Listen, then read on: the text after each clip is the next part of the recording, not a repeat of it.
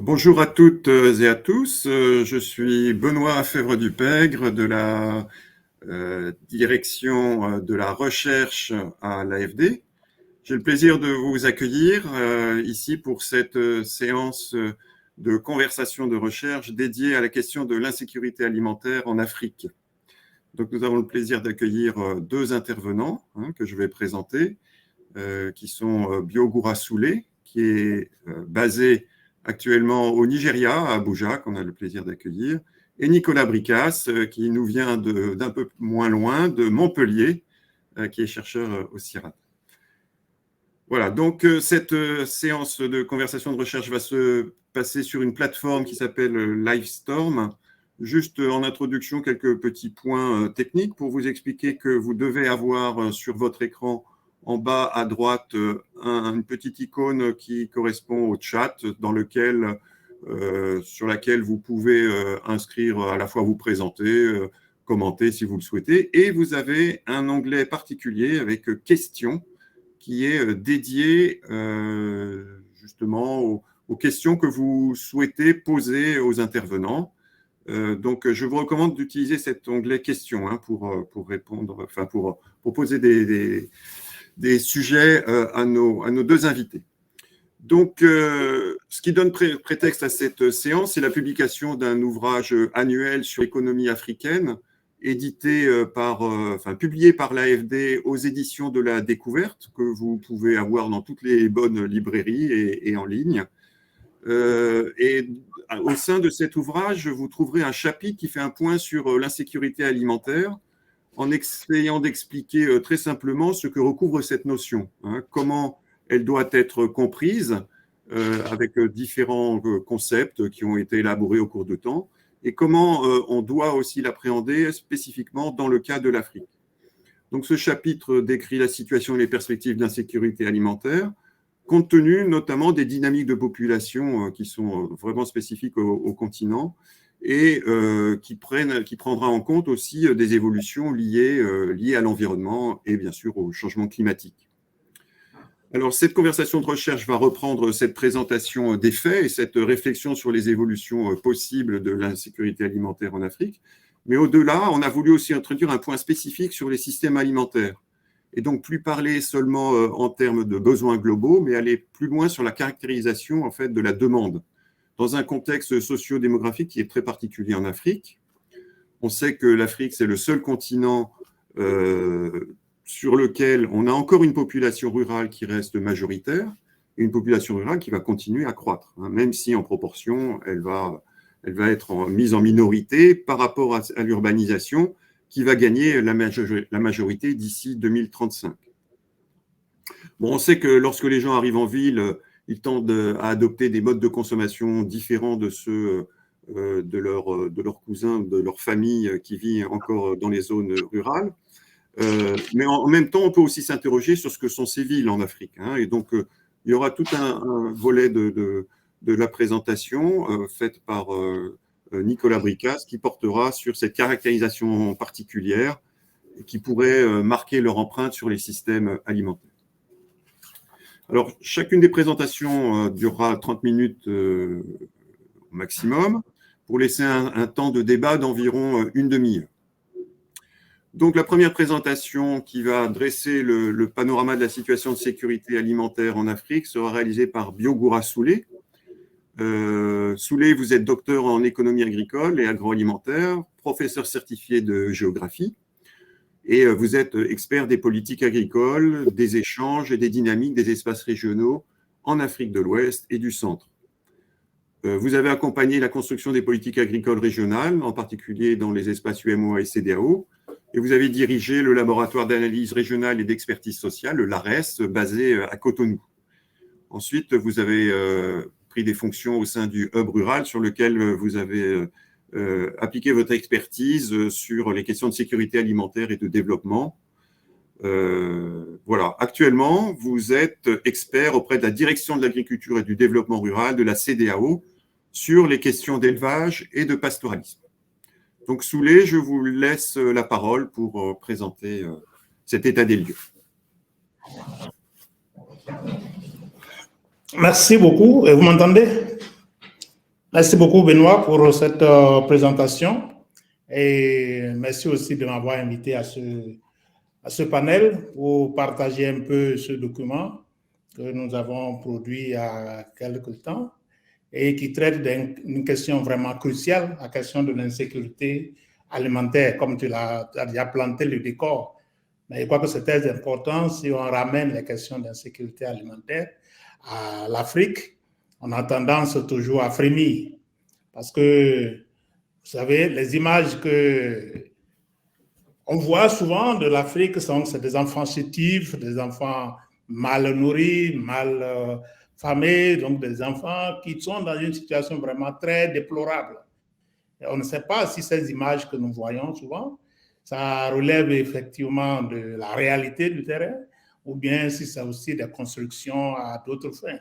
Dans tous les cas, ce qui est sûr, c'est qu'aujourd'hui, l'Afrique quand même peut être considérée comme un des continents du monde où on a encore beaucoup de problèmes de sécurité alimentaire qui se posent, ce qui constitue un défi assez important. Et c'est de ça que nous allons parler. Mais on ne doit pas perdre aussi de vue quand même que malgré cette situation qui, dans l'apparence, peut être peinte de façon en noir, on ne doit pas perdre de vue quand même que l'Afrique n'est pas le seul continent qui soit en proie à des questions d'insécurité alimentaire.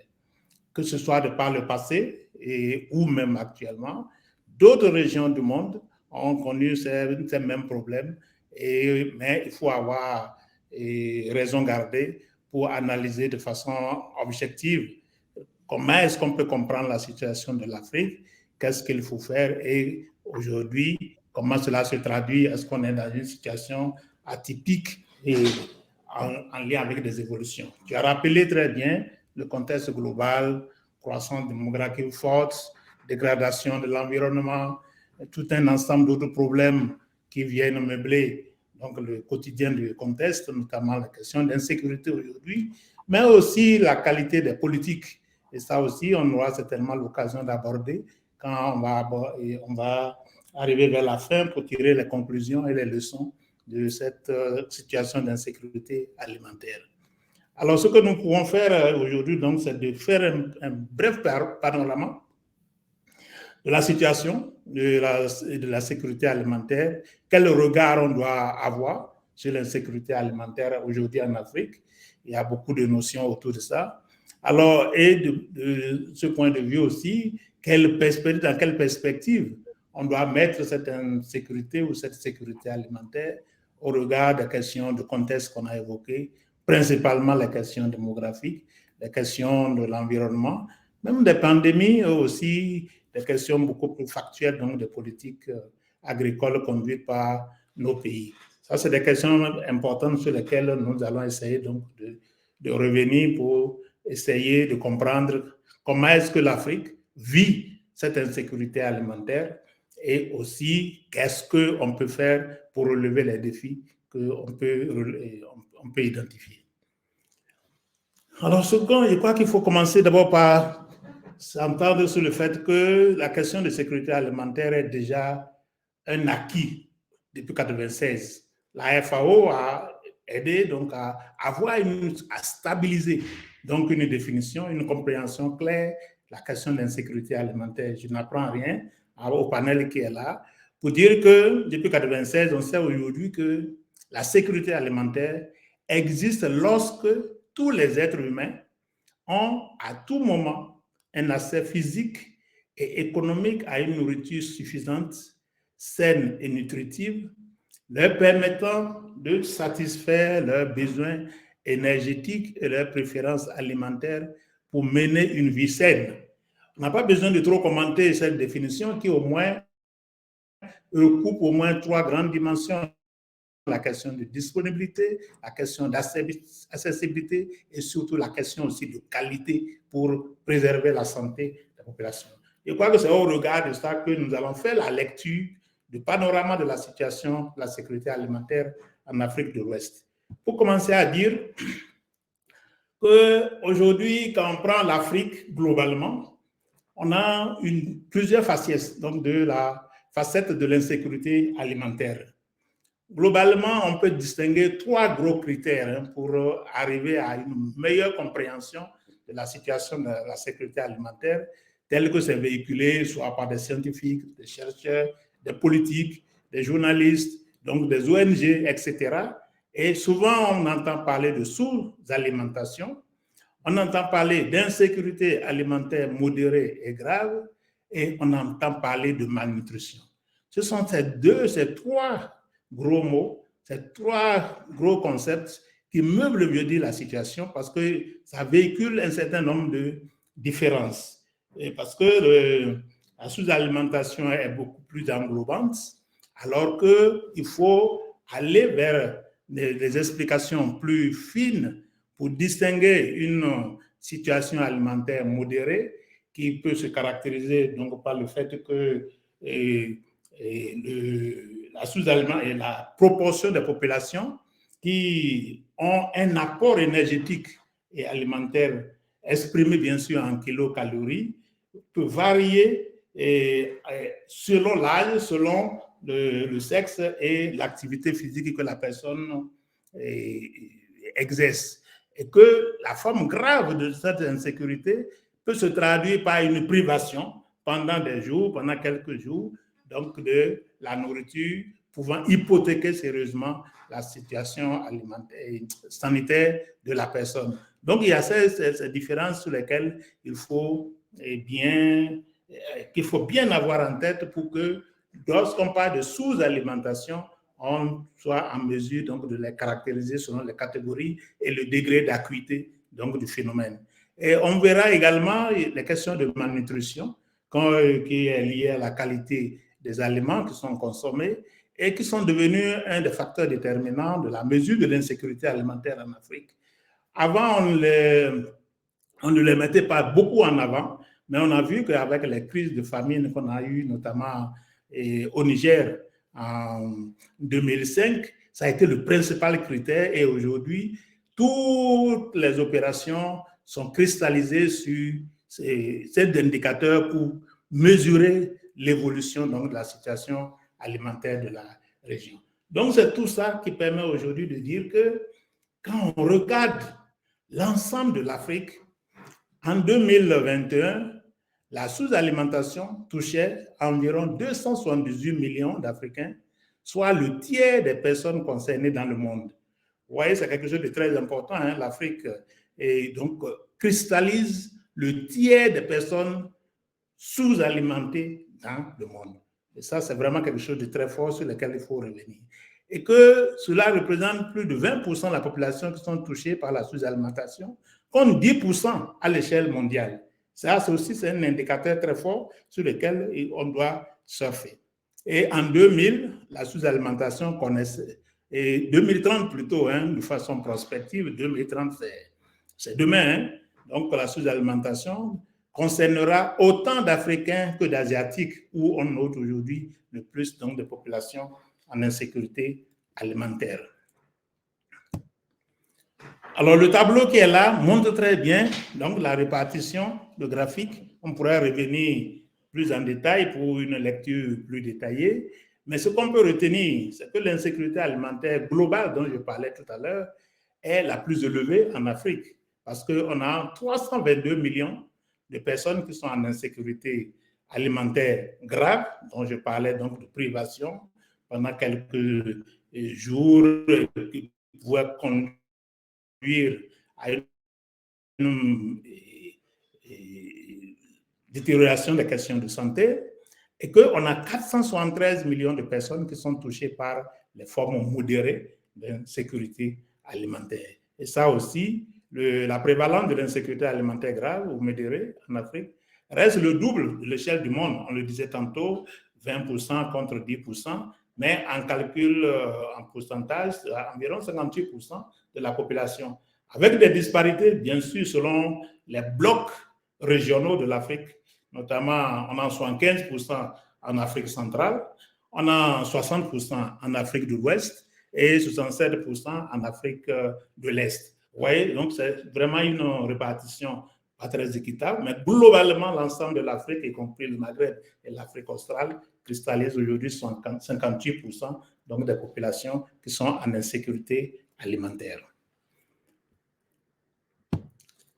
Alors, mais quand on prend connaissance de ces éléments d'insécurité, du niveau du taux d'insécurité modéré, du taux d'insécurité grave, de la malnutrition, etc., on peut dire que l'Afrique aujourd'hui est dans une situation complètement très difficile et qu'il n'y a rien à faire. Donc, on est peut-être même dans un continent maudit, mais la situation est loin d'être cela. Il y a des contrastes. Et ce qu'on remarque aujourd'hui sous le fait d'un certain nombre de critères, c'est qu'on a des indicateurs, notamment celui de la malnutrition, dont j'ai dit qu'il est devenu un des éléments centraux et plus objectifs peut-être de mesure de l'insécurité alimentaire, qui évolue assez positivement, notamment le retard de croissance des enfants de moins de 5 ans, qui reste très préoccupant au-delà des normes au niveau mondial, mais qui a connu une diminution assez importante d'environ 10% sur les 20 dernières années. Ça, c'est vraiment quelque chose de très important sur lequel il faut mettre l'accent. Ça veut dire qu'il y a des efforts qui sont déployés et qu'avec ces efforts, on peut obtenir de bons résultats. Ce qu'on peut également remarquer, c'est que sur les autres indicateurs qui sont au niveau de la malnutrition, notamment l'évolution de l'émaciation et de l'insuffisance pondérale, on a également des infléchissements très importants à la baisse qui sont le résultat donc, de la croissance économique qu'a connu le continent au cours de ces dernières années, de ces 20 dernières années. Mais ces évolutions qu'on peut qualifier de positives ne doivent quand même pas nous faire perdre que le continent ne pourra pas atteindre les ODD à l'horizon 2030, comme on le prédit. Donc, on risque d'être dans un autre fiasco comme la dernière fois. Également, c'est que cette amélioration produit aussi un autre phénomène qui est beaucoup plus pervers, et celui de l'obésité. Et l'obésité est devenue un phénomène vraiment important, qu'on remarque beaucoup au niveau des classes moyennes. Donc, c'est celle qui a un pouvoir d'achat plus important et que cela touche aujourd'hui environ 13% de la population. Le paradoxe, même en Afrique, c'est que c'est dans les régions où la malnutrition a connu une diminution assez forte, notamment au Maghreb et en Afrique australe, qui sont les régions les plus nanties, qu'on a les taux d'obésité les plus élevés. Donc ça, c'est vraiment un effort très important sur lequel il faut mettre l'accent pour remédier à la situation. Alors, quels sont les autres déterminants? Quels sont maintenant les déterminants de cette situation, cette contrastée, donc de l'insécurité alimentaire en Afrique de l'Ouest? Nous avons remarqué qu'on est dans une situation où les pénuries alimentaires sont encore limitées en Afrique. C'est peut-être le paradoxe. Ça veut dire quand on voit ces enfants affamés, on peut dire que c'est parce qu'il n'y a pas à manger, il n'y a pas de nourriture. Mais dans le fond, il y a de la nourriture et aujourd'hui, la part des approvisionnements domestiques, donc issus des importations, est en moyenne de 16% pour la région. Contre 13%, c'est vrai au niveau mondial. C'est vrai que cela varie selon les produits, selon les régions, etc. Et que cela est très fort en termes de céréales pour les produits, les pays du Maghreb qui sont très gros consommateurs donc de blé et autres, et dans l'Afrique centrale, notamment le Congo et la RDC, le Gabon, etc. Par contre, on a des évolutions, peut-être des proportions très faibles, notamment pour les céréales au niveau du Sahel, environ 10%, et surtout des pays qui exportent, comme la Zambie. Donc, c'est des indications assez importantes qui montrent qu'on a un contraste assez important, mais qui montrent que la problématique de l'insécurité alimentaire est moins liée à une disponibilité des produits qu'à d'autres facteurs, notamment des facteurs comme la pauvreté et puis la cherté des produits. Parce qu'à regarder de très près, aujourd'hui, quand on analyse la situation de l'Afrique, on constate qu'on a deux causes principales, deux facteurs déterminants de l'insécurité alimentaire. Le premier facteur, c'est le faible pouvoir d'achat des populations de cette région. Et ensuite, la cherté des aliments. À ces deux facteurs importants sur lesquels on pourrait revenir plus en profondeur, Il faut ajouter d'autres facteurs aggravants. Et là, on peut identifier aujourd'hui, dans le contexte de l'Afrique de l'Ouest et de l'Afrique globalement, 4 facteurs aggravants. C'est d'abord le changement et la variabilité climatique, qui sont des phénomènes très importants, notamment dans les pays du Sahel et en Afrique de l'Est. C'est la démographie, l'Afrique est la région où la population croît le plus rapidement possible et où aussi on a une proportion de population qui est encore rurale, même si cela tend à diminuer. On a également les pandémies et l'insécurité des biens et des personnes qui est devenue aujourd'hui un phénomène qu'on croyait très conjoncturel, mais qui a tendance à se devenir vraiment structurel. Et ça, c'est vraiment un problème très sérieux pour l'Afrique de l'Ouest. Si on revient à ce que je disais tout à l'heure, à ce qui concerne le pouvoir d'achat, on constate que plus de 40% de la population vit avec moins de 1,9 $ par jour en parité de pouvoir d'achat. C'est vraiment très faible. Faible parce qu'avec 1,9 $, il doit manger, dormir, se vêtir, se nourrir, se soigner, etc. Et ça pose un problème sérieux donc pour une grande portion de cette population, donc plus de 40%, et cette pauvreté touche plus massivement la population rurale encore que la population urbaine. Et en 2017, on estimait qu'un aliment nutritif et sain avait un coût supérieur à 1,9 $ par jour et par personne. Je crois que ça, c'est raisonnable, quel que soit, même si c'est un bout de pain que vous prenez, ou aujourd'hui, son prix est vraiment très élevé. On pourrait revenir sur maintenant même le poids de la montée des prix des produits, des matières premières, notamment depuis 2008, avec la crise de 2008, à aujourd'hui. Et on avait tendance que c'était un phénomène conjoncturel qui allait, on aurait des infléchissements très forts à la baisse après en augmentant la production. Mais on constate que plus on produit, plus on améliore les systèmes, on a toujours des phénomènes qui viennent maintenir des prix élevés et rendre les produits plus chers, et ce qui constitue donc le second facteur aggravant donc de l'insécurité alimentaire dans notre région. Où les aliments sont vraiment très chers en Afrique de l'Ouest. Déjà, on pensait qu'avec, avant le Covid, qui a apporté un certain nombre de facteurs, que les pays avaient un coût d'alimentation suffisamment nutritif, supérieur à la dépense alimentaire moyenne des habitants dans le tiers des pays de l'Afrique subsaharienne. Le tiers, donc ça représente plus de 25 pays, et ça, c'est vraiment très important. Et des calculs ont été effectués au Burundi, au Libéria, au Nigeria et même au Togo en particulier, où on a constaté que le coût d'une alimentation saine et nutritive est 4 à 7 fois supérieur aux dépenses alimentaires moyennes des ménages. Ça aussi, peut-être que Bricaz viendra nous le confirmer tout à l'heure, puisque lui, il a fait des enquêtes de consommation dans beaucoup de villes, dans beaucoup de régions de l'Afrique de l'Ouest. Et en 2020, la proportion de personnes ne pouvant pas se permettre une alimentation saine était supérieure à 85% en Afrique centrale, de l'Est et de l'Ouest, et dépassait 65% en Afrique australe et 57% en Afrique du Nord. Vous voyez, donc on est donc dans des proportions assez importantes encore de populations qui vivent dans différentes formes d'insécurité dont nous avons parlé tout à l'heure et sur lesquelles donc, il faut trouver des solutions vraiment idoines.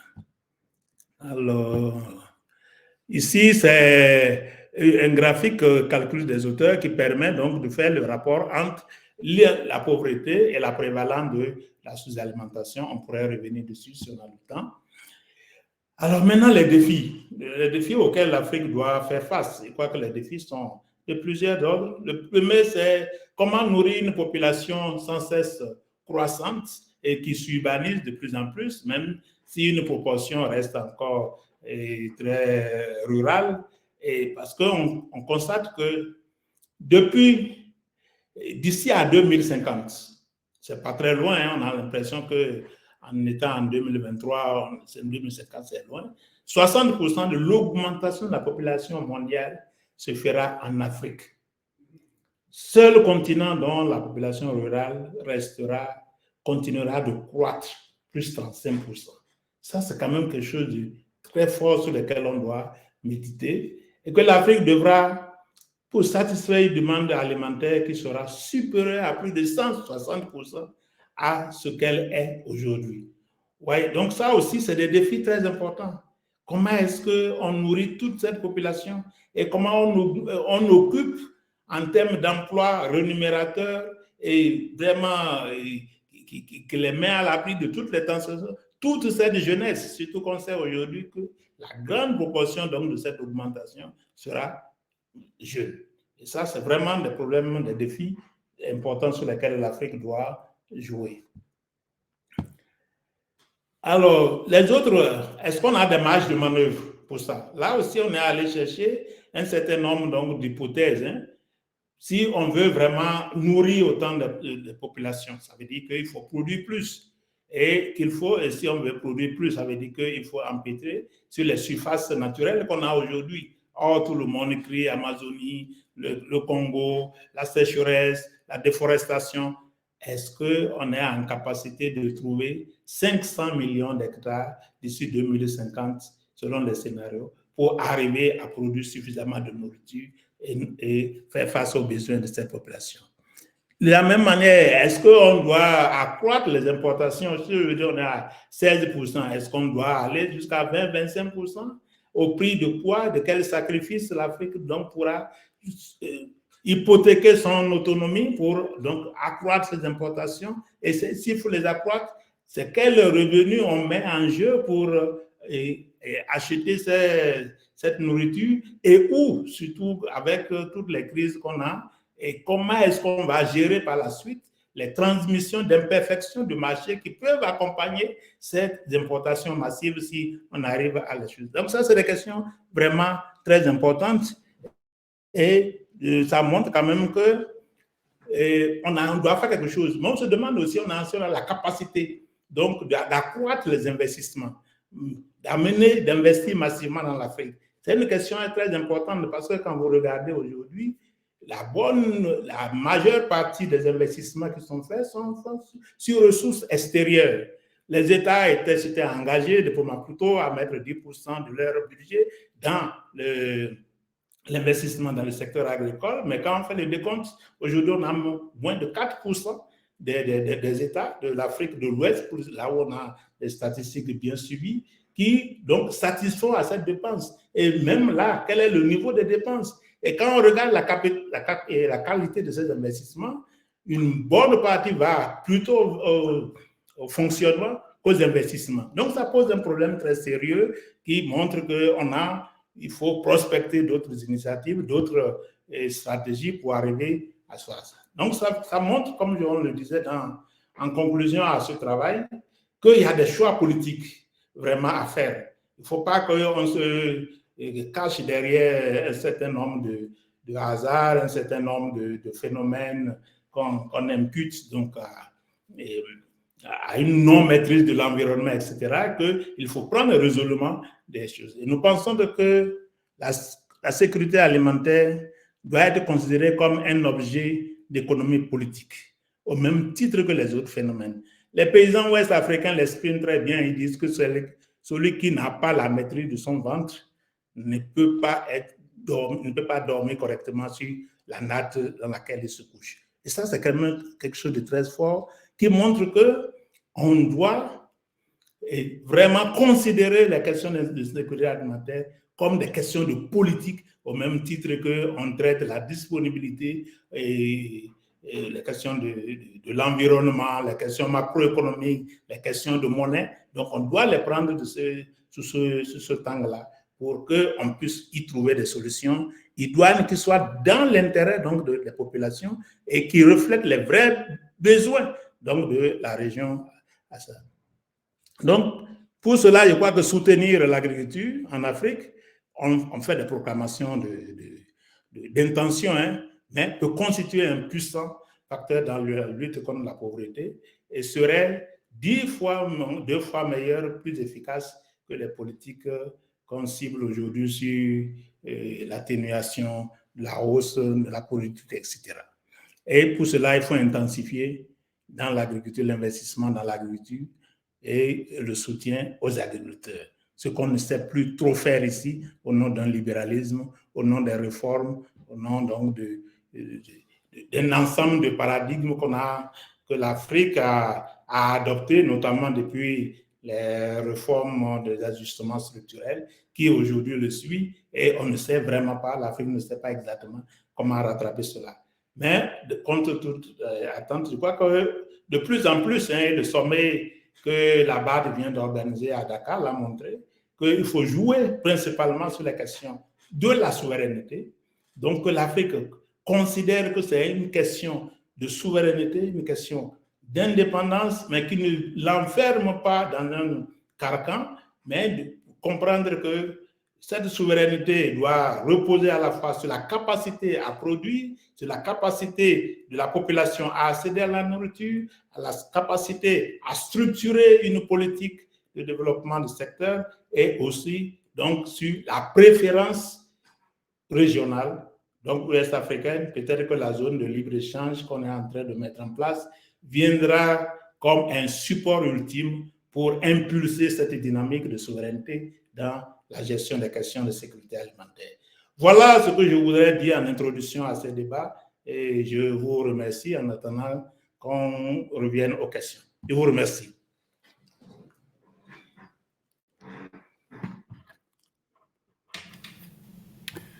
Merci Soulé pour cette présentation qui dresse vraiment un panorama de la situation d'une part et d'autre part des causes. Moi, ce que je comprends, c'est que vous avez beaucoup insisté sur le caractère multiforme de l'insécurité alimentaire et la nécessité de recourir à différents instruments pour mieux caractériser cette situation et ce qu'on nomme trivialement la faim. Donc, on sait qu'il y a des instruments récents qui ont été mis en place, notamment pour ce qui est de la caractérisation de l'insécurité alimentaire grave ou modérée, grâce à des enquêtes qui ont été faites. Au-delà des enquêtes ménages portant sur les dépenses ou sur les revenus, on interroge désormais des ménages sur leur comportement vis-à-vis de l'alimentation, dans quelle mesure ils ont eu accès à de la nourriture ou pas, s'ils ont dû faire face à des privations, etc. Donc ça, vous avez bien exposé ces éléments. On a eu un récapitulatif aussi des connaissances sur ce qu'on sait des causes de l'insécurité alimentaire, avec une trajectoire historique, avec dans les années post-indépendance une insistance sur l'autosuffisance alimentaire qui petit à petit a glissé vers une meilleure prise en compte de l'accès à l'alimentation, avec cette définition que vous avez rappelée de la FAO, qui insiste beaucoup sur la capacité à accéder de façon stable à une nourriture saine et nutritive. On a évoqué rapidement l'émergence d'un nouveau fardeau, qui est la question de l'obésité, qui pour l'instant est manifeste, en particulier dans les économies où il y a eu une urbanisation un peu plus importante, en Afrique du Nord, en Afrique australe en particulier.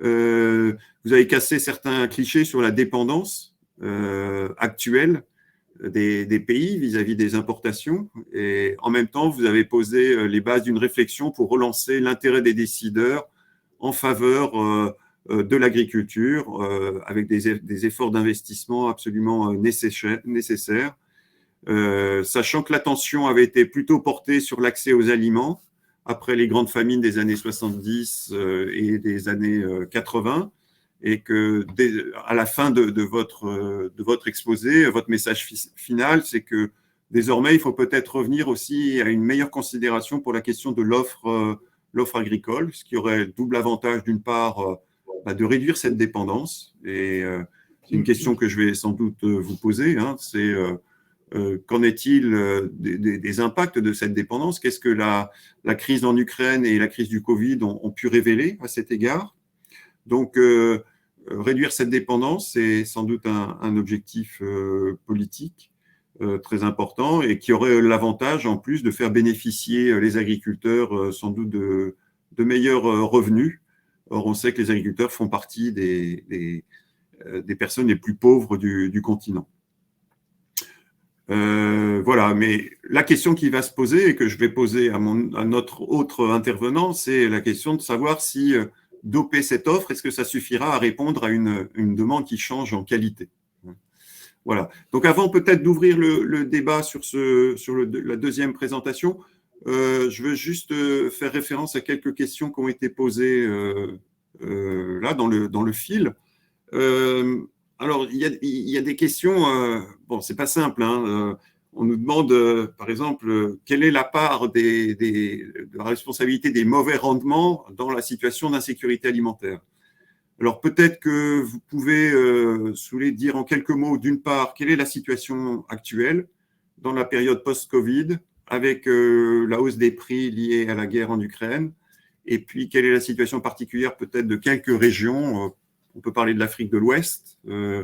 Comment se présente comment s'est présentée la récolte, quelle incidence ça a sur la soudure et donc sur les risques de difficultés de disponibilité alimentaire. Et puis on a une autre question, et là je la laisse, je la verse, je dirais, au dossier, mais je la laisse ouverte pour la fin. En gros, on nous demande à qui la faute de cette situation.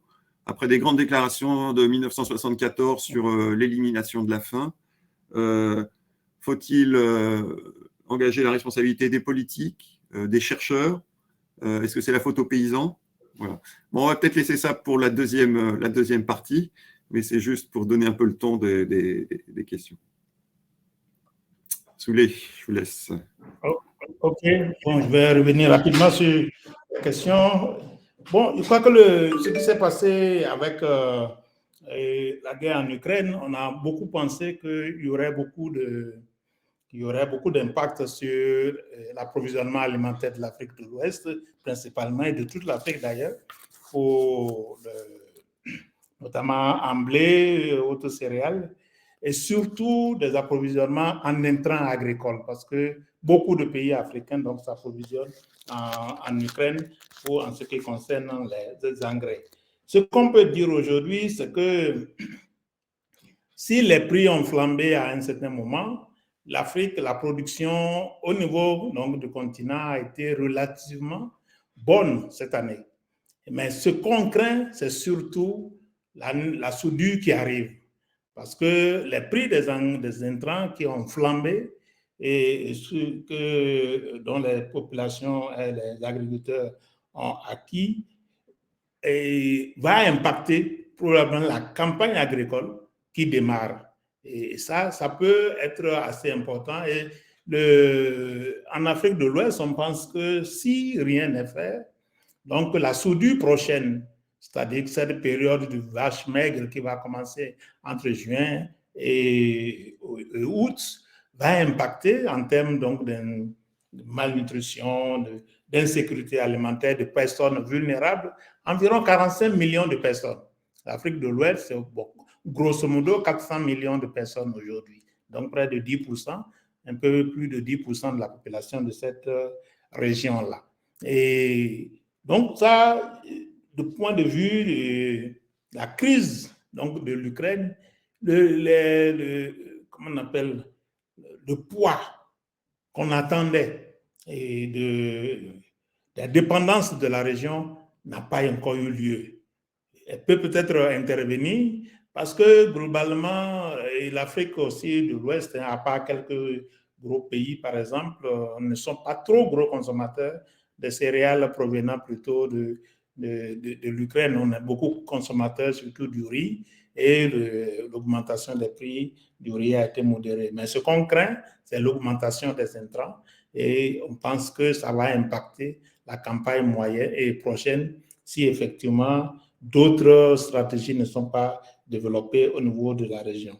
On a également la même situation pour la COVID, la pandémie de la COVID. La pandémie de la COVID a bousculé la situation alimentaire, notamment en 2020, à cause des restrictions sur la circulation et des personnes et des biens résultant des confinements que les pays ont imposés pour limiter l'extension de cette pandémie. Donc, beaucoup des circuits de distribution ont été perturbés et de distribution, et ça s'est répercuté sur le prix des produits agricoles. Mais ce qu'on peut constater aussi, c'est que, en dépit donc de ces restrictions, beaucoup de pays sont restés assez souples dans l'application et la circulation à l'intérieur des pays a même été parfois très peu bouleversée. Ce qu'on a constaté, c'est surtout les transactions transfrontalières. Et de ce point de vue, beaucoup de pays, donc, pour accompagner ces restrictions, ont pris des mesures. On a vu des pays du Sahel qui ont pris des mesures pour limiter les exportations de céréales. Donc, ce qui a permis globalement de limiter les prix, la hausse des prix tels qu'on l'attendait. Et ça, mais ce qu'on peut considérer, c'est qu'on n'a pas suffisamment tiré le leçon de la crise de 2008, où donc, les phénomènes extérieurs au continent ont eu donc, des répercussions par la transmission donc, des imperfections du marché. Et de ce point de vue, bon, on peut revenir dessus, mais globalement, je crois que les impacts catastrophiques qu'on attendait n'ont pas eu lieu. Et peut-être qu'il faut chercher le ressort dans cette capacité de résilience dont les populations qui vivent au jour le jour. On a vu qu'ils ont la majorité, une bonne partie n'a que 1,9 $ par jour. Si vous confinez cela encore en plus, donc ça crée beaucoup plus de difficultés. Voilà. Merci Soulé. On a des questions aussi sur la substitution des céréales importées, du blé importé par les céréales locales, mais je pense que c'est un sujet qui sera abordé dans la deuxième partie. Donc, je vais introduire cette deuxième session, deuxième présentation. Jusqu'à présent, donc, Soulé, vous avez beaucoup insisté sur l'offre. Je crois qu'on va avoir un regard aussi à partir de la demande, et notamment de ce que je disais, on a une évolution de la géographie du peuplement en Afrique, une croissance de la population urbaine orientée sans doute vers plus de produits transformés, mais on peut se demander si cette population urbaine est homogène, puisqu'on a aussi une population urbaine pauvre, dont la préoccupation est principalement le prix. Voilà. Et d'autre part, on peut se demander qu'est-ce que sont ces villes en Afrique. Est-ce qu'elles sont toutes sur un modèle classique de métropolisation qu'on a connu dans d'autres continents? Donc, tous ces sujets, je pense, vont être abordés à travers le prisme des systèmes alimentaires par Nicolas Bricas. Nicolas Bricas, vous êtes socio-économiste de l'alimentation, chercheur au CIRAD à Montpellier dans l'unité de recherche interdisciplinaire sur les systèmes alimentaires durables. Vous avez travaillé sur les effets de l'urbanisation et de la mondialisation sur les styles alimentaires et sur les politiques de sécurité alimentaire en Afrique et en Asie. Et vous êtes un spécialiste des systèmes alimentaires des villes. Donc, je pense que vous aurez beaucoup de choses à nous dire sur ce sujet. Récemment, vous avez coordonné une expertise collective avec l'INRA sur les enjeux de l'alimentation durable. Et si je comprends bien, il en est sorti un livre, une écologie de l'alimentation, qu'on peut conseiller à tout le monde. Et depuis 2016, vous êtes titulaire de la chaire UNESCO Alimentation du Monde. Donc, vous allez aborder la question de la sécurité alimentaire sous un autre prisme que notre collègue Soulé, en insistant sur les caractéristiques de la demande dans ce contexte d'urbanisation croissante. Vous avez la parole, Nicolas.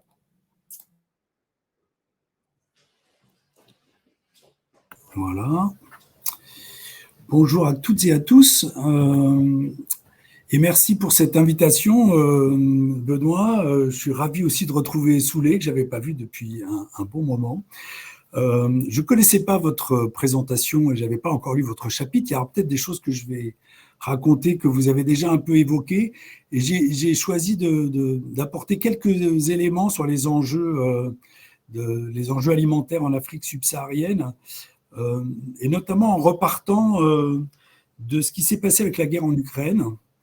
Soulé vient d'en parler. On nous a annoncé, avec la hausse du prix du blé sur les marchés internationaux, on nous a annoncé un ouragan de famine, en particulier en Afrique, finalement laissant croire une vieille idée complètement caricaturale, c'est que l'Afrique serait complètement nourrie d'importation du marché international et que la hausse du prix, des prix en particulier du blé sur le marché international, affamerait l'Afrique du jour au lendemain et aboutirait à une catastrophe.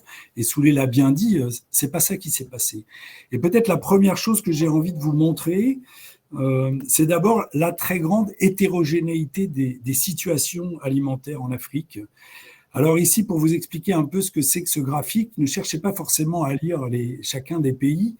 Plus c'est rouge, plus la part du produit est importante dans l'apport calorique de l'alimentation. Et vous voyez que si on est en jaune, on est à une proportion beaucoup plus raisonnable. Et on voit bien qu'à part le Maghreb, donc l'Afrique du Nord, qui est effectivement très dépendante des importations de blé, parce que ce blé est effectivement largement importé, la Mauritanie, Djibouti et la Zambie, finalement, le reste de l'Afrique n'est pas particulièrement dépendante de la consommation de blé. On verra après qu'il y a quand même une différence entre zone rurale et zone urbaine, mais malgré tout, globalement, ça nous montre que l'Afrique est très consommatrice de riz au Sahel, en Afrique de l'Ouest et bien sûr dans l'océan Indien, très dépendante et très consommatrice de maïs en Afrique de l'Est, en Afrique australe, mais aussi dans certains pays du Sahel ou de l'Afrique de l'Ouest, très consommatrice de manioc en Afrique de l'Ouest côtière, en Afrique centrale bien sûr, et puis dans certains pays de l'Afrique de l'Est. Et puis le Sahel reste encore pour certains pays très dépendant du mil et du sorgho. Donc ça veut dire déjà qu'il n'y a pas une Afrique alimentaire, il y a des Afriques alimentaires, et c'est déjà même très caricatural de les regrouper par grandes zones, mais c'est pour essayer de donner de la lisibilité. Il ne faut pas imaginer que l'Afrique est seulement dépendante d'un produit. Et que ce qui est intéressant de voir, c'est qu'un certain nombre de pays qui se sont retrouvés beaucoup plus résilients face à la hausse des prix, je pense à un pays comme le Nigeria, et ben le Nigeria, il s'appuie sur une très grande diversité de produits de base. C'est le riz, c'est le maïs, c'est le manioc, c'est l'igname, les autres racines et tubercules, c'est la banane plantain, c'est le sorgho, c'est le niébé. Et vous voyez que du coup, le Nigeria, il apparaît avec aucun produit dominant parce que son apport calorique, il est réparti entre une multitude de produits avec une alimentation qui s'est considérablement diversifiée depuis des années et qui fait que, même s'il y a des différences entre régions, eh ben, quand le prix du maïs augmente, on se rabat sur le riz ou on se rabat sur le sorgho, et quand le prix du manioc augmente, on se rabat sur l'igname ou la patate douce, et c'est le jeu de la diversité qui fait la résilience. Ça, c'est un peu la première idée, grande diversité de situations. Et quand on essaie de regarder maintenant comment a évolué cette diversité alimentaire, et ben là, on a un index qui s'appelle l'index de Berry qui permet de calculer la diversité des produits de base qui concourent à l'alimentation. Donc, plus cet index est élevé, plus ça veut dire que l'alimentation est diversifiée. Et vous voyez qu'à quelques exceptions près, là, c'est tous les pays d'Afrique subsaharienne, entre 61 et 2019, l'alimentation s'est considérablement diversifiée. Alors, parfois diversifiée au détriment de certains produits. Le mil et le sorgho a fortement diminué dans la part de l'apport calorique de nombreux pays pour devenir parfois marginal, au profit du maïs et au profit du riz. Le manioc et l'igname ont contribué à cette diversification. Le manioc a gagné des zones dans lesquelles il n'était pas cultivé. Le maïs a pris une importance considérable. Puis aujourd'hui, on voit des nouveaux produits qui arrivent sur le marché ou dans l'alimentation, on pourrait dire, c'est la pomme de terre, c'est la patate douce, c'est la banane plantain qui résiste. Donc, ça veut dire qu'il faut que, rien qu'en termes de produits de base, les produits qui apportent le gros de l'apport calorique, il faut cesser de raisonner uniquement les céréales et il faut raisonner davantage une diversité de produits. Or, beaucoup de politiques alimentaires se sont beaucoup concentrés sur la question des céréales. C'est normal, le riz, c'est un aliment absolument stratégique, mais en mettant beaucoup d'efforts pour essayer d'augmenter les rendements des céréales, alors qu'en fait, on voit bien que la tendance telle qu'elle s'est pratiquée dans tous les pays, c'était plutôt la diversification alimentaire. Tout ça, ça incite à dire aussi que l'ancienne vision qu'on a eue de la question alimentaire en Afrique était, je dirais, très calorique. L'enjeu, c'était est-ce que l'Afrique arrive à produire et importer suffisamment de calories pour éviter la sous-alimentation de sa population ?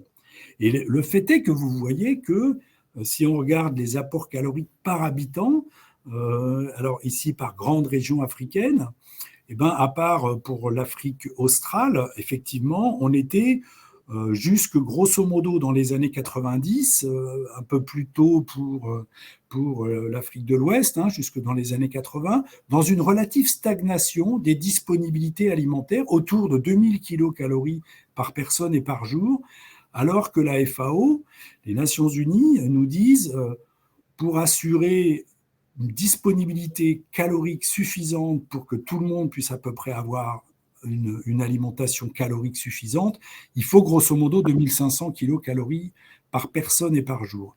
Et vous voyez que l'Afrique de l'Ouest, effectivement, a dépassé ce seuil à la fin des années 90, au début des années 2000, et qu'aujourd'hui, l'Afrique centrale s'approche effectivement de ce seuil. Effectivement, l'Afrique de l'Est, avec les conflits qu'elle a connus et les difficultés qu'elle a connues, notamment climatiques, est encore en dessous, et donc on a là encore une diversité de situations.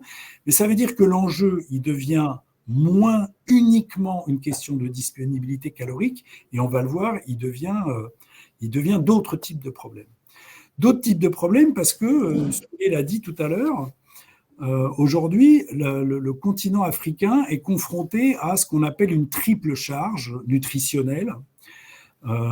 Les ronds rouges expriment en fait l'importance de la population qui est en sous-alimentation, c'est-à-dire qui n'arrive pas à manger suffisamment de calories et de protéines, donc les macronutriments, et c'est essentiellement lié aux zones de conflit et aux situations de déplacement. Mais on le voit, alors c'est peut-être pas très visible sur vos écrans, c'est des petits triangles qui nous montrent dans un cas les retards de croissance, c'est-à-dire en fait les carences en micronutriments, les vitamines, les minéraux, la carence en fer, la carence en vitamine A, la carence en zinc, la carence en iode, qui créent du retard de croissance, en particulier chez les enfants, retard de croissance à la fois physique et intellectuelle, qui continue de perdurer dans la plupart des pays. Et puis, le nouveau problème dont Souli a parlé tout à l'heure, c'est-à-dire l'obésité qui augmente partout, en particulier en ville, on reviendra peut-être dessus tout à l'heure, et qui fait qu'on se retrouve maintenant dans un même pays, dans une même ville, et parfois même dans une même famille, avec un triple enjeu, assurer un minimum d'apport calorique et protéique à tout le monde, et en même temps, on peut avoir cet apport calorique couvert, mais avoir des carences en micronutriments, d'être anémié, d'être fatigué parce qu'on n'a pas mangé assez de fer, et puis en même temps, être obèse ou être en surpoids, parce que finalement, on a trop privilégié l'apport calorique et on a négligé l'importance des autres aliments. Donc ça milite aussi pour cette idée de sortir d'une vision purement calorique, purement céréalière ou amylacée, c'est-à-dire riche en amidon, riche en calories, de la question alimentaire pour s'intéresser aux fruits et légumes, aux huiles, aux légumineuses, aux produits animaux, à tout ce qui fait la diversité de l'alimentation qui s'est donc diversifiée. Alors ça a été dit, mais je voudrais réinsister là-dessus parce que c'est quelque chose qui me semble important, c'est que on est dans une transition démographique particulière dans laquelle la population rurale continue d'augmenter. Même s'il y a de la migration vers les villes, et même si la croissance des villes est très rapide et plus rapide que la croissance de la population totale en taux de croissance, il ne faut jamais oublier que la population rurale continue de croître et que le grand problème, c'est de savoir comment elle gagne suffisamment de revenus pour arriver à faire face à ses dépenses alimentaires. Et en particulier parce que je pense qu'on a longtemps eu une représentation caricaturale, ancienne et coloniale, qui d'ailleurs utilisait ce terme colonial de l'agriculture vivrière, qui est un terme tout à fait colonial, qui opposait finalement ce qu'on appelait l'agriculture de rente, qui produisait des produits pour le marché à l'exportation, le café, le cacao, le coton, l'arachide, tout ça pour l'exportation, et puis le vivrier qui était considéré l'autoconsommation des ruraux. Les urbains, on les nourrissait avec les importations de riz d'Indochine ou de blé d'Europe. Et donc, on a longtemps imaginé que finalement, en milieu rural, c'était de l'autoconsommation, en milieu urbain, c'était de la consommation, notamment de produits importés. alors qu'en réalité, ce qu'on a observé depuis maintenant une trentaine d'années, c'est une accélération très importante de la marchandisation de l'alimentation en milieu rural. Et que si on regarde aujourd'hui je reviendrai sur cette diapo après, quelle est aujourd'hui la part des achats dans la consommation alimentaire des ruraux, et voilà sur une vingtaine d'enquêtes de consommation qui ont déjà d'ailleurs un âge un peu ancien, qui date déjà de presque 20 ans, on voit que selon les pays, selon les méthodes, en milieu rural, on achète pratiquement la moitié en valeur économique de sa nourriture. Et donc, ça veut dire que le marché rural, qu'on a un peu négligé jusqu'à présent, considérant qu'il était surtout urbain, en fait, il est devenu important et qu'il ne faut pas négliger ça. Ça, c'est la répartition du marché alimentaire, c'est-à-dire en valeur économique, tout ce qui se vend et tout ce qui se produit, et quand on le convertit en valeur marchande, uniquement tout ce qui se vend, tout ce qui est commercialisé au niveau alimentaire, où est-ce que ça va ? En bleu, ça reste en milieu rural. En gris foncé, c'est les villes secondaires. Et tout en haut, en gris clair, ce sont les villes principales. Et ce qu'on voit, c'est qu'aujourd'hui, grosso modo, la moitié du marché alimentaire des pays d'Afrique de l'Ouest et du Centre qui sont ici, la moitié du marché alimentaire, c'est le marché rural. Et l'autre moitié, c'est le marché urbain. Donc, il faut sortir de cette vision caricaturale. En ville, en milieu rural, c'est l'autoconsommation. En ville, c'est le marché. Le marché, il est désormais partout, même si en milieu rural, il reste de l'autoconsommation, mais on sort quand même de cette ancienne vision. Et aujourd'hui, on produit de la production de céréales, de racines, de tubercules, de produits de sauce, de produits animaux, etc., de fruits, de légumes, pour le marché intérieur. Et pas uniquement pour le marché à l'exportation. Et c'est la diapo d'avant. Si on essaie de regarder en bleu, quelle est la valeur du marché alimentaire intérieur, c'est-à-dire la part qui est produite et commercialisée pour rester sur le marché alimentaire intérieur en bleu, et en face, en rouge, pour la même année, quelle est la valeur économique des exportations agricoles vers le marché international. Et on voit qu'on a un pays, effectivement, la Côte d'Ivoire, dans lequel les exportations agricoles dépassent en valeur la production alimentaire pour le marché intérieur, et c'est en particulier lié au cacao.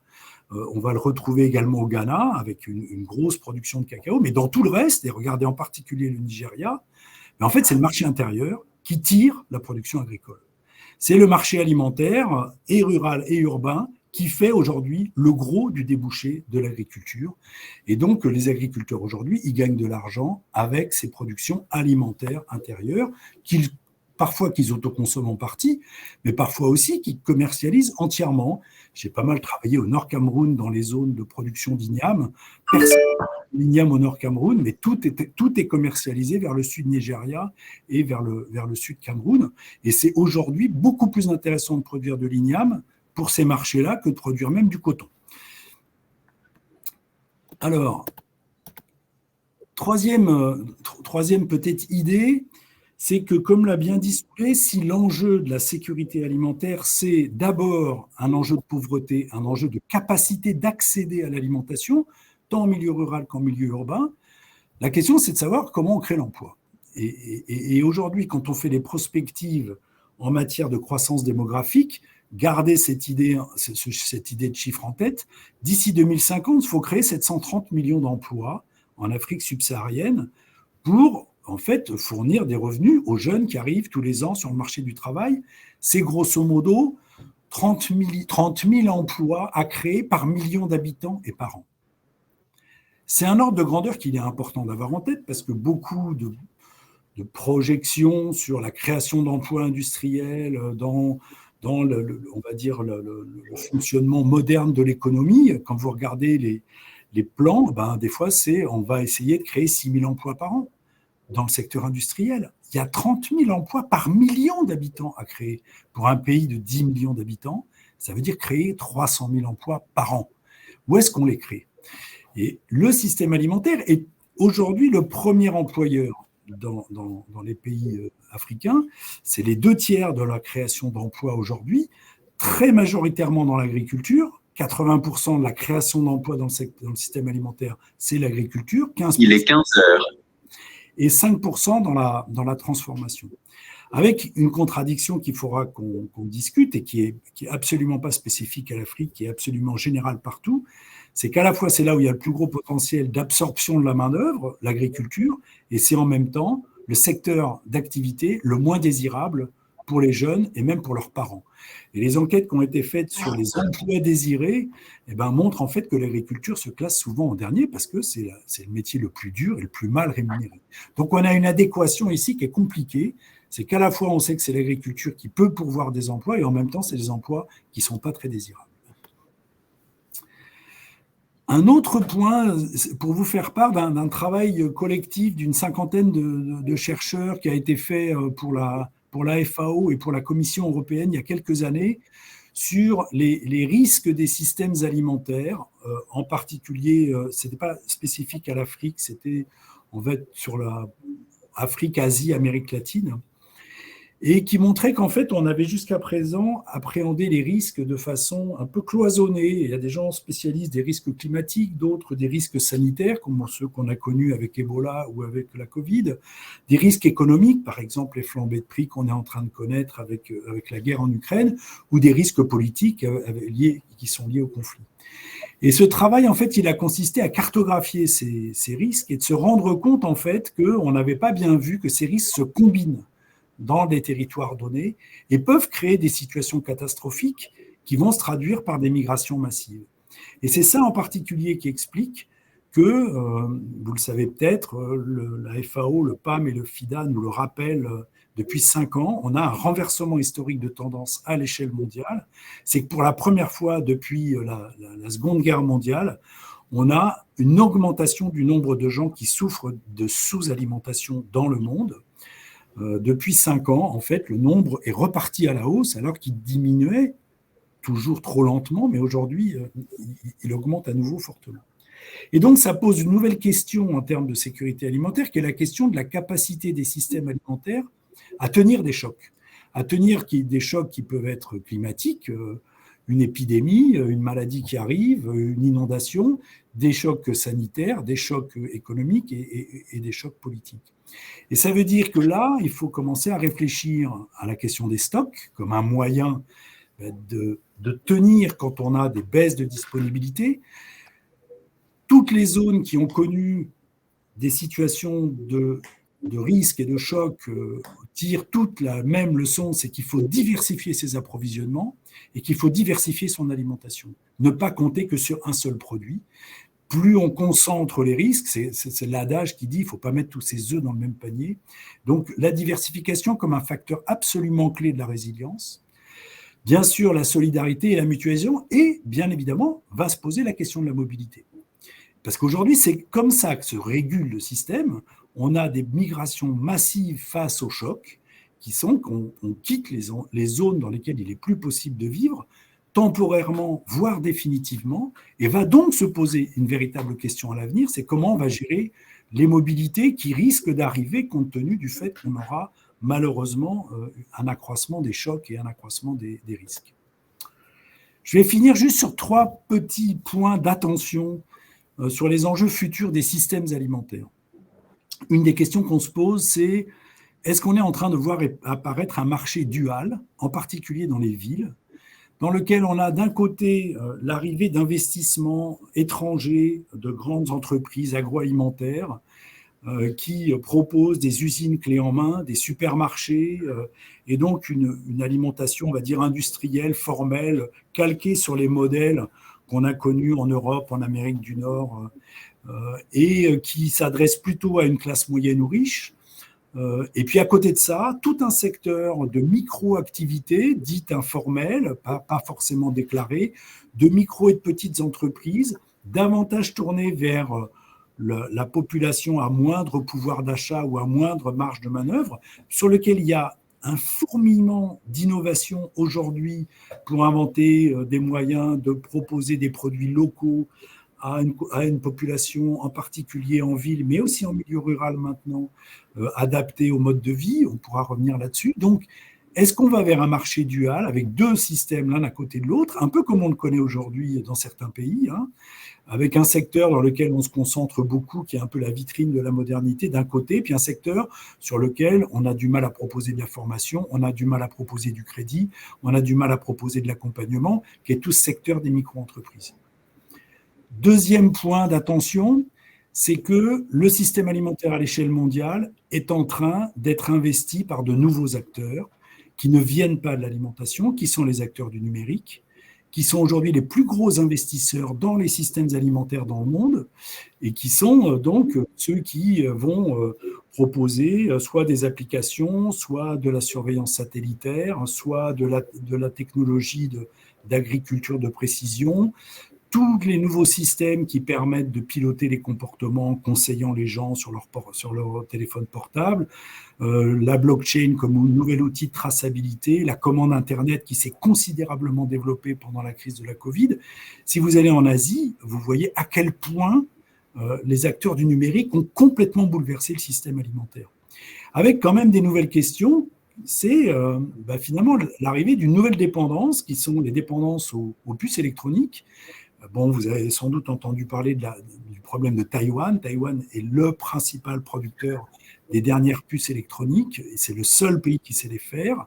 C'est pour ça qu'il y a un énorme et colossal enjeu de savoir qui va mettre la main sur Taïwan. Mais ça nous révèle en fait, en même temps que la guerre en Ukraine nous a révélé notre dépendance aux engrais chimiques, on comprend aussi notre dépendance aux fournisseurs de semences, notre dépendance aux fournisseurs d'engrais et demain, sans doute, notre dépendance aux fournisseurs de puces électroniques et de tout l'outillage électronique.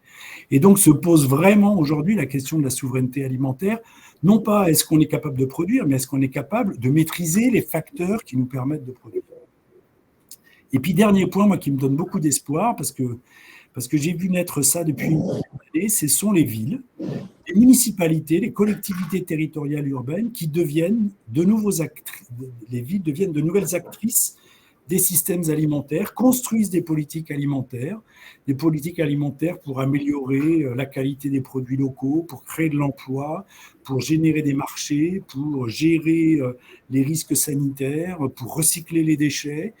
Et en Afrique, il y a énormément d'initiatives des villes qui essayent aujourd'hui de construire des systèmes alimentaires plus résilients, moins dépendants d'acteurs internationaux sur lesquels on n'a pas de prise, et donc de retisser des relations entre leurs environnements, leurs territoires nourriciers, qui ne sont pas uniquement périurbains, bien évidemment, qui sont aussi ruraux. Mais en tout cas, c'est intéressant de voir ces nouveaux acteurs qui arrivent dans la scène des politiques alimentaires avec des propositions souvent très différentes de celles des politiques agricoles classiques, parce que c'est des politiques qui sont aussi issues des questions des consommateurs, parce que les villes concentrent des consommateurs. Donc de l'espoir aussi, parce que ces acteurs sont capables d'entraîner le système alimentaire autrement. Voilà, je m'arrête là et je vous remercie de votre attention. Merci. Merci Nicolas pour cette présentation stimulante. Je crois que vous avez beaucoup insisté en fait sur avec une volonté de casser un certain nombre d'idées reçues, notamment donc sur la diversification croissante de l'alimentation par rapport à cette idée que l'alimentation africaine serait assez grossière, toujours fondée sur les céréales. Donc je pense que c'est important d'avoir rappelé ça. L'importance des marchés, notamment ruraux. Je pense que les chiffres sont assez éloquents. Moi, je note aussi la part des villes secondaires dans votre graphique et je pense qu'on va revenir dans la discussion là-dessus. Comment est-ce que cette caractéristique de la démographie africaine qui se concentre dans des villes secondaires peut avoir une influence aussi sur la composition de l'alimentation. Vous avez insisté bien sûr sur, et ça rejoint la préoccupation évoquée par Soulé, sur le réservoir d'emplois qui existe à la fois en agriculture et surtout dans la transformation, avec ce dilemme qu'on a affaire à des métiers considérés comme peu attrayants, peu valorisants. Vous avez parlé de la gestion des risques, notamment comment les mobilités induites par les situations économiques, par les conflits, etc., jouent aussi sur sur l'évolution des systèmes alimentaires. Une question sur un marché dual et niveau d'industrialisation, et donc toute la problématique de relocalisation en fait de la transformation agroalimentaire en Afrique. Moi, j'aurais des questions là-dessus. Vous parlez de la digitalisation. Alors, j'ai été frappé parce que j'ai l'impression qu'on a sauté une étape, c'est-à-dire qu'il y a quelques temps, on se posait la question des supermarchés. Est-ce que les modèles sud-africains et nord-africains allaient devenir des modèles dominants sur l'ensemble de l'Afrique, avec la prédominance, en particulier en Afrique du Sud, des grandes chaînes de distribution. Là, on passe au digital, comme si une étape avait été franchie, mais est-ce que c'est réaliste? Et puis l'importance des villes, je crois que ça rejoint la question précédente. Donc merci, on a vraiment des questions très stimulantes. Alors moi, je vais peut-être, avant d'ouvrir un débat général, revenir sur des questions spécifiques qui ont été posées par les auditeurs liées à cette question de l'évolution des systèmes alimentaires. Il y avait une question sur la consommation locale versus les produits importés qui seraient préférés. Comment est-ce que vous voyez cette capacité finalement à se retourner dans le sens revenir vers des produits locaux, hein? Est-ce que c'est quelque chose de réaliste ou bien on a un rouleau compresseur? Vous avez parlé de diversification, mais on a quand même, il me semble, toujours quand même une tendance à adopter des modes de consommation vers des produits transformés, en partie importés. Vous parlez des marchés ruraux. Il y a une question spécifique pour essayer de mieux spécifier de quoi on parle. Est-ce qu'il s'agit de marchés qui portent avant tout sur des produits bruts, avec peut-être des intermédiaires, ou bien est-ce qu'on parle aussi de produits transformés qui pénètrent maintenant les marchés ruraux? Et puis moi, je suis curieux quand même d'avoir votre vision sur les supermarchés. Je découvre ce que vous dites sur la digitalisation. Je pense que quand même, on voit en Afrique de l'Ouest, par exemple, de plus en plus quand même de chaînes de distribution aussi émerger. Quel est votre regard sur cette dynamique? Merci, Benoît. Concurrence, produits locaux, produits importés. C'est vrai que jusqu'à il y a quelques années, on a beaucoup privilégié produire plus et viser l'augmentation de la productivité, l'augmentation des volumes produits en se préoccupant assez peu de la qualité, et de la qualité en particulier des produits. C'est le cas du riz, par exemple, le riz local par rapport au riz importé. Parfois, ça a été le cas sur le maïs ou même sur des nouvelles variétés de manioc. Le seul critère, c'était le rendement. On a quand même découvert que même quand les pouvoirs d'achat sont faibles, les consommateurs ils sont extrêmement attentifs à la qualité, qu'ils savent parfaitement distinguer différents types de variétés, que ce soit de manioc, d'igname, de banane, etc. Et que c'est pas parce qu'on n'a pas beaucoup de marge de manœuvre, beaucoup de pouvoir d'achat, qu'on n'est pas attentif à la qualité. Et ça a mis du temps avant qu'on commence à évaluer aussi la performance des progrès agricoles, on va dire, en matière de la prise en compte de la qualité.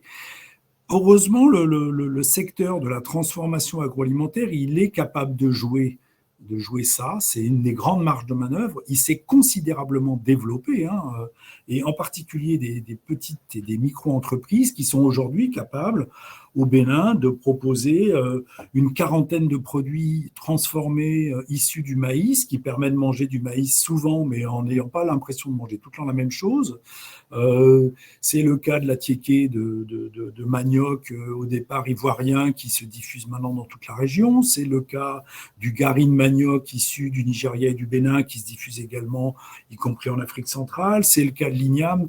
Donc on a aujourd'hui une très forte dynamique à la fois commerciale et de transformation par des PME qui sont capables d'adapter l'offre alimentaire aux attentes de qualité et au pouvoir d'achat et aux façons de consommer des consommateurs, et qui sont des espaces de créativité fantastiques. Alors on peut voir les problèmes, qu'il y a aussi des problèmes dans ces secteurs, pas toujours bien formés, avec parfois des problèmes de qualité sanitaire, mais très peu de choses ont été faites jusqu'à présent pour accompagner ce secteur. Et n'empêche que ce soit dans la petite restauration, dans l'alimentation de rue, dans la transformation, en milieu rural ou en milieu urbain, on a aujourd'hui un secteur agroalimentaire qui a complètement explosé et qui crée aujourd'hui des millions d'emplois, en particulier pour les femmes, parce qu'elles restent encore beaucoup aux commandes de la transformation des produits.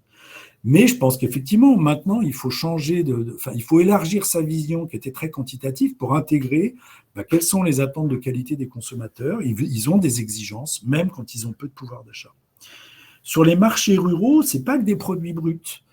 C'est de l'huile, c'est du sucre, c'est du thé, c'est des conserves. Ce sont des conserves, que ce soit de poisson ou que ce soit parfois même de légumes. Donc, si on regarde ce que mangent les ruraux, on s'aperçoit qu'effectivement, il y a maintenant une bonne partie de ce qu'ils consomment qui ne produisent pas eux-mêmes. Et ils achètent des produits laitiers, de la poudre de lait, du sucre, de l'alcool dans certains pays. Enfin, et d'ailleurs, les Chinois ne se sont pas trompés là-dessus. Ils ont très bien compris qu'en milieu rural, il y a un marché pour des produits transformés et qui proposent aujourd'hui, envahissant, on le voit dans plein de pays, envahissant les marchés ruraux avec de la poudre de lait en partie à partir de soja, du sucre à très faible prix, de l'alcool à très très faible prix. Et donc, il y a bien aujourd'hui, y compris en milieu rural, un marché pour les produits transformés. Je pense aussi aux oignons, je pense bien évidemment au riz, à la farine de blé qui permet de faire des beignets. Donc, il y a quand même une pénétration de produits bruts et transformés. Et ce n'est pas uniquement sur les marchés hebdomadaires, c'est aussi dans les boutiques des petits villages. En fait, le milieu rural, ce n'est pas un milieu que d'agriculteurs. C'est aussi un milieu dans lequel il y a des transporteurs, des instituteurs, des tas de métiers qui vivent en milieu rural, mais qui accèdent à l'alimentation, surtout par le biais du marché. Et bien, cette population-là, elle achète aussi un peu ce qu'achètent les citadins, parfois avec moins de diversité, mais voilà, il y a un marché important, mais qu'on connaît encore trop mal, qu'on a trop négligé. Est-ce qu'il y avait d'autres questions ? Supermarché, il se développe partout. C'est bien effectivement l'ancien modèle. Mais moi, j'étais très surpris de voir au Nigeria, par exemple, se développer aussi la commande Internet et la livraison de plats. Donc, même je le vois à Abidjan ou je le vois à Dakar, ça s'est notamment accéléré pendant la crise de la Covid. Et ce qui est intéressant, c'est d'aller regarder ce qui se passe en Asie. Ça ne veut pas dire que ce qui se passe en Afrique va imiter ce qui se passe en Asie. Mais n'empêche, quand on voit les investissements qui ont été faits en Asie par le secteur de la commande Internet et de la livraison, où désormais on livre dans les quartiers, dans des grandes boîtes aux lettres où on peut mettre des sacs de 20 kilos et les gens achètent sur Internet, ils vont plus se déplacer forcément ni au supermarché, ni dans les boutiques. Mais par contre, ça ne veut pas dire qu'il n'y a pas des grandes centrales dans lesquelles s'accumulent des stocks, dans lesquels les gens viennent piocher, enfin les livreurs viennent piocher de quoi aller livrer. Donc c'est là que c'est transformateur, c'est que ce n'est pas forcément les mêmes chaînes, c'est que ce n'est pas forcément les mêmes produits, et il y a quand même potentiellement une production de masse. Et en même temps, ce qu'on a observé en Indonésie ou au Brésil, c'est que la numérisation est par exemple le fait de pouvoir publiciser son activité sur Internet. Je mets sur WhatsApp ce que je vends, je crée une page Facebook pour un oui, pour un non. Ça permet de faire connaître ma production et ma petite unité de transformation. Et ça a considérablement développé, par exemple, le secteur de la restauration ambulante en Asie ou au Brésil. Donc, ça veut dire que l'outil, il peut être utilisé à des fins de création d'emplois, de maintien d'un tissu de commerçants, de transformateurs, de restaurateurs. Ça ne veut pas forcément dire la numérisation des grandes boîtes, Uber partout, Amazon partout. Mais c'est aujourd'hui un des enjeux. Je voudrais attirer l'attention sur le fait que n'oublions pas que dans le système alimentaire est en train de se jouer quelque chose et qu'il faut y être attentif dans les politiques alimentaires.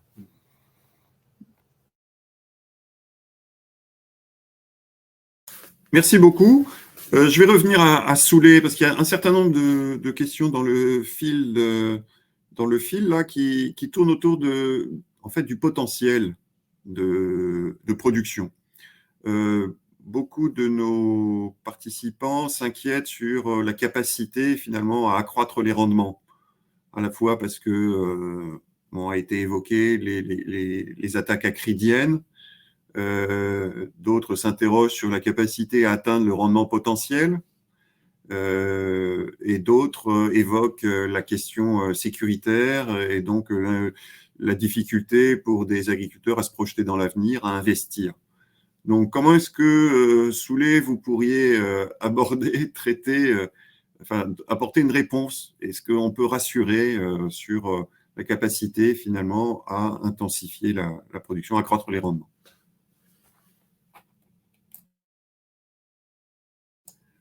Ton micro, Soulé.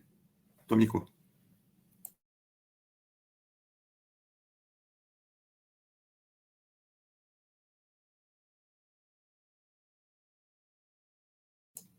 Non, ce n'est pas encore le cas. OK. Bon, oui, je crois que c'est une très bonne question. Hein, mais je crois qu'on peut recourir à des recettes agronomiques pour essayer de répondre à ça. On est conscient que la faible productivité est liée principalement au fait, ou bien la faiblesse des rendements, au fait qu'on sous-utilise encore beaucoup d'intrants, notamment des engrais, même si on est en phase de développer des systèmes agroécologiques, que l'Afrique est quand même une des régions où on utilise encore très peu d'intrants. Mais je crois que le problème ne se trouve pas finalement dans les intrants parce qu'on voit que dans les zones périurbaines, l'agriculture qui est pratiquée est très intensive et arrive à satisfaire donc cette demande, notamment en carottes, en tomates, en produits maraîchers. Par contre, pour les autres cultures, le simple fait qu'on ait encore une population très importante en milieu rural qui soit encore dans l'agriculture ne permet pas fondamentalement donc d'améliorer les rendements, d'améliorer la productivité. Aujourd'hui, on est sur de grandes surfaces et les systèmes d'intensification sont encore très faibles. Et on ne peut pas dire que le pouvoir public s'investissent encore sérieusement dessus, même si on prône qu'il faille aller vers donc l'agroécologie. Mais pour moi, l'amélioration des rendements, l'amélioration de la productivité passera nécessairement par la réduction du nombre des actifs qu'on a aujourd'hui dans le système agricole et à une amélioration des systèmes de production qui sont encore très largement traditionnels avec beaucoup de triches sur l'utilisation des fertilisants. Vous voyez, l'accès à ces fertilisants est difficile. Si vous n'êtes pas producteur d'une culture dont la filière est organisée, comme le coton, et avec des systèmes donc de prêts et d'achat à crédit, c'est très difficile d'accéder donc à ces intrants pour beaucoup de producteurs. Et de ce point de vue, même quand ils accèdent, ils sous-utilisent, ils ne respectent pas les doses pour arriver donc à améliorer significativement la production. Donc ça, je crois que ça, c'est pas forcément la preuve. On peut revenir à un des critères de l'insécurité alimentaire, c'est la pauvreté. Vous voyez quelqu'un qui a 1,9 $ par jour pour vivre, c'est très difficile de consacrer une partie pour accéder à des intrants et arriver donc à améliorer ses rendements. Donc on est dans un cercle vicieux où la pauvreté ne permet pas d'investir sérieusement des ressources pour améliorer les rendements. Et comme on n'a pas assez de rendements, on n'a pas assez de produits pour mettre sur le marché pour améliorer sa situation. Donc ça, c'est vraiment une question très importante et qu'il faille s'attaquer sérieusement à la question de pauvreté pour accéder à des facteurs, même à des technologies nouvelles de l'agroécologie dont on parle. Ça a un coût dont beaucoup de populations, beaucoup d'agriculteurs n'ont pas aussi les moyens de faire face aujourd'hui. Voilà. Merci. Je veux bien prendre une question là qui vient d'apparaître, qui challenge un peu, je pense, le discours de Nicolas sur la place des céréales dans la diète.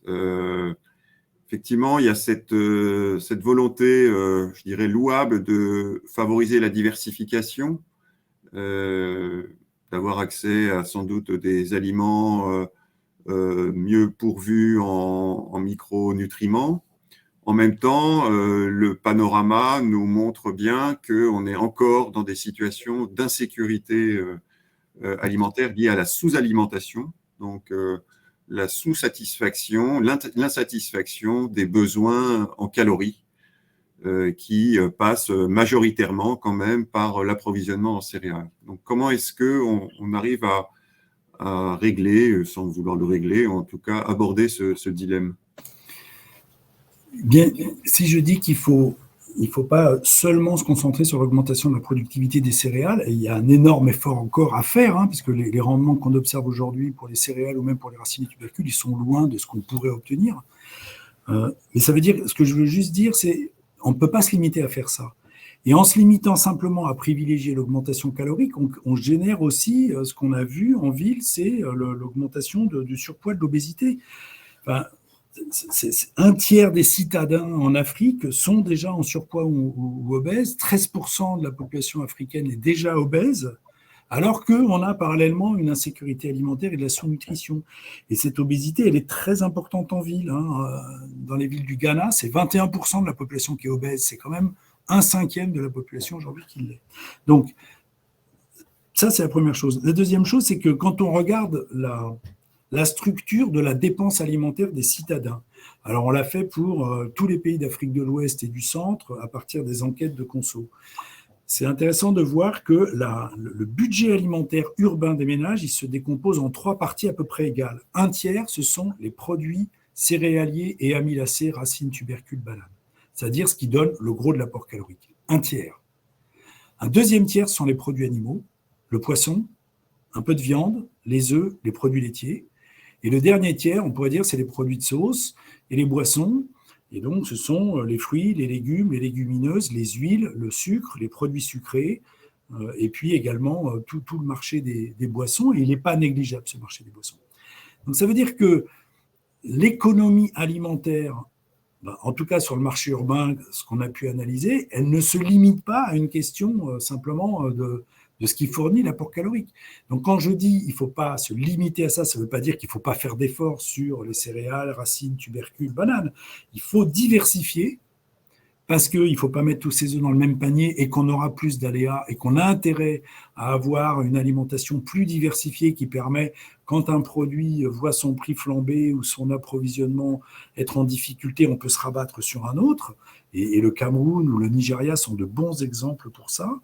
Et puis, d'un point de vue nutritionnel, on a aussi intérêt à jouer la diversification parce qu'elle couvre mieux les besoins en micronutriments et elle limite aussi le surpoids et l'obésité.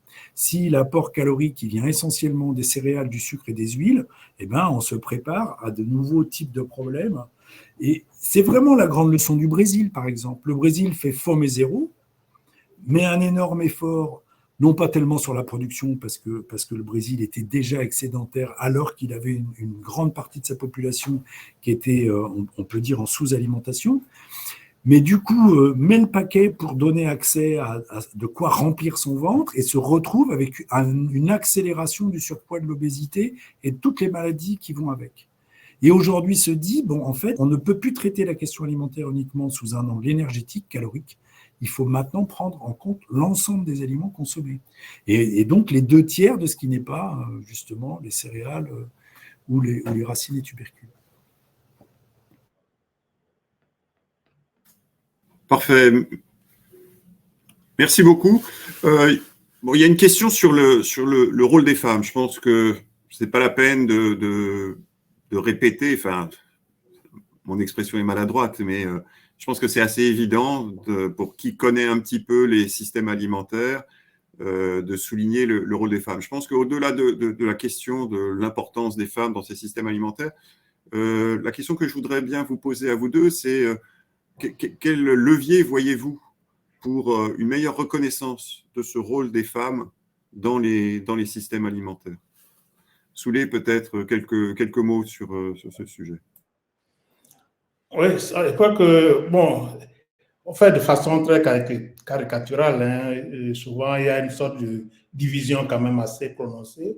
Bricas l'a souligné tout à l'heure. On retrouve majoritairement les femmes dans le secteur de la production et de la transformation, qui reste assez dynamique jusqu'à aujourd'hui, parce qu'au-delà même de la transformation classique des produits qu'on connaît, on a aussi l'émergence aujourd'hui d'un secteur de boissons des boissons qui remplacent un peu, et c'est peut-être une partie aussi des causes de l'obésité. Vous voyez, Siker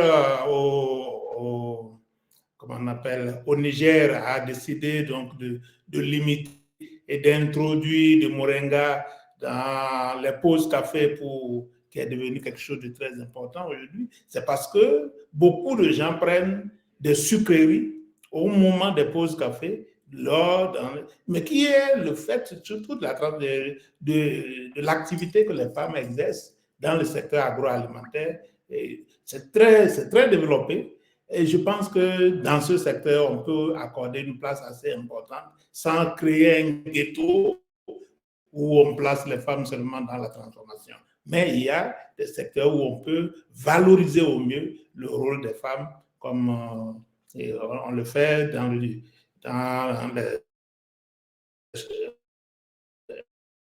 maillons de production où c'est des femmes. Voilà, c'est ce que je voulais dire. Nicolas, peut-être quelques mots sur le sujet? Enfin, je rejoins ce que dit Soulé. Le secteur de la transformation des produits locaux pour les marchés locaux sont aujourd'hui est générateur d'emplois, des emplois d'ailleurs qui sont beaucoup plus désirables que l'emploi de l'agriculture en tant que tel, et des emplois qui reviennent davantage aux femmes. Et il y a plein de travaux qui ont montré qu'effectivement, $1 gagné par une femme est davantage utilisé à une bonne alimentation des enfants, à une meilleure couverture des soins de santé que $1 gagné par les hommes.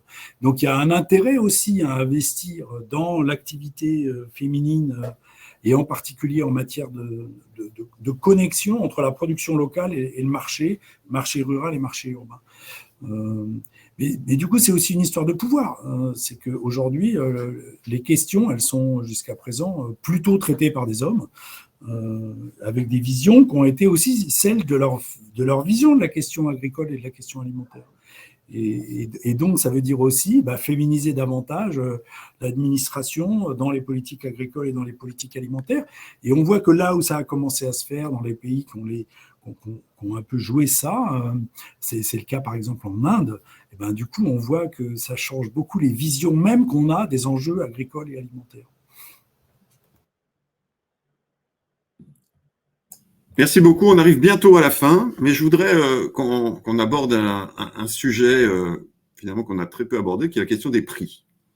Si ce n'est Soulé lorsqu'on a parlé de la cherté de l'alimentation. Là, on est face à un dilemme, et je voudrais avoir votre point de vue sur la question. Pour doper l'offre, on doit forcément créer des incitations au niveau de la production. On l'a vu dans d'autres exemples de politiques agricoles qui ont eu énormément de succès à partir du moment où on a protégé les agriculteurs de variation des prix et où on a soutenu les prix.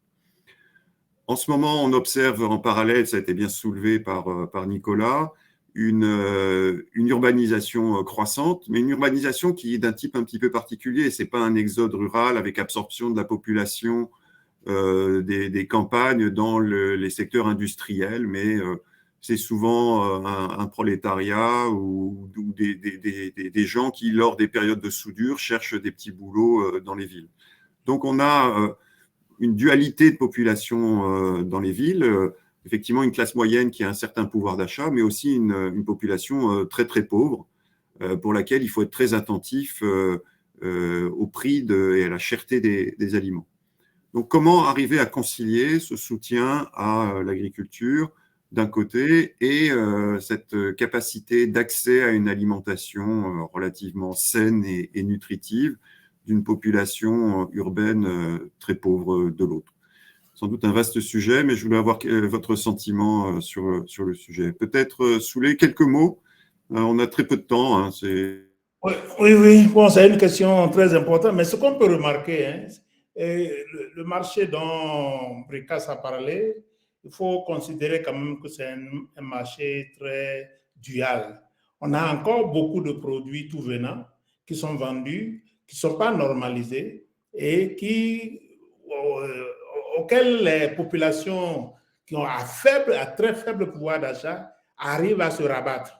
Vous allez sur le marché, ce n'est pas la même quantité de tomates que vous pouvez avoir sur un marché périodique que vous avez au même prix dans un marché commandez par un supermarché avec une chaîne ou quand vous les commandez par Internet. Donc, cette dualité du marché, du fonctionnement de nos marchés, permet encore à une frange de la population, parmi les plus pauvres, de tenir dans cet environnement global d'inflation et de flambée des prix que nous avons. Mais c'est un problème très sérieux de politique publique sur lequel je crois que les États souvent ont très peu d'emprise. On le voit actuellement au Nigeria.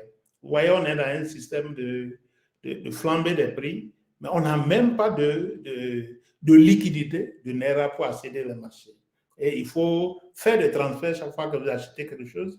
Vous ne pouvez quand même pas acheter un produit à 2 € et se mettre à faire un transfert avec des frais que ça engendre sur votre compte. Donc ça aussi, ça crée les limites à la fois de la digitalisation, mais je pense que la question des prix, c'est une question plus globale qui doit être réglée par des politiques macroéconomiques, monétaires et fiscales et pour essayer de limiter les occurrences. Pour le moment, je pense que les populations arrivent donc à jouer sur cette possibilité de trouver des produits qui n'ont pas les mêmes normes, les mêmes qualités et forcément par les mêmes valeurs nutritives et les mêmes qualités à des prix sur lesquels ils peuvent se rabattre pour y accéder et satisfaire donc des besoins entre guillemets donc alimentaires pressants. Voilà.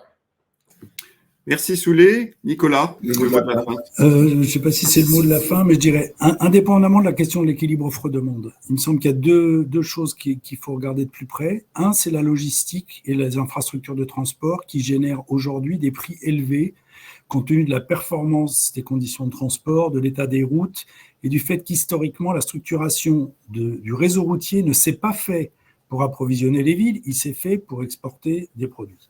Et que donc, il y a à repenser la question de la logistique du marché alimentaire intérieur. La deuxième chose que nous a révélé la guerre en Ukraine, c'est que notre alimentation est de plus en plus dépendante de l'énergie fossile.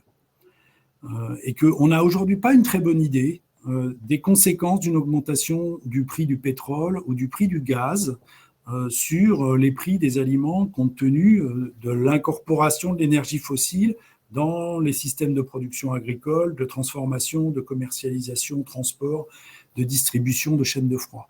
Et que ça, je pense que c'est vraiment important d'avoir une meilleure idée du degré d'incorporation de l'énergie fossile dans les systèmes et de pouvoir aussi évaluer la performance des systèmes de production et de transformation, etc., en fonction de leur capacité à résister à des flambées de prix. Je vous rappelle qu'aujourd'hui en France, nous on est en bouclier tarifaire au niveau des ménages, mais l'augmentation du prix de l'énergie dans, par exemple, la restauration scolaire, on en parlait ce matin en réunion, eh ben, c'est 5 fois plus que l'année dernière. Donc aujourd'hui, le prix de l'énergie a été multiplié par 5. Ben, donc effectivement, vous avez forcément une augmentation des prix. On est à 12% depuis un an en France, et c'est très largement lié à l'augmentation du prix de l'énergie, en particulier du gaz et du pétrole. Donc voilà, énergie, infrastructure de transport, deux choses à regarder, en plus, bien évidemment, toujours de la tension entre offre et demande. Voilà, merci beaucoup pour votre attention. Je pense que je ne vais pas faire de synthèse. L'ensemble des exposés ont été suffisamment éloquents. Le sujet reste de toute façon d'actualité avec, comme on l'a rappelé, des chiffres qui ne sont pas favorables.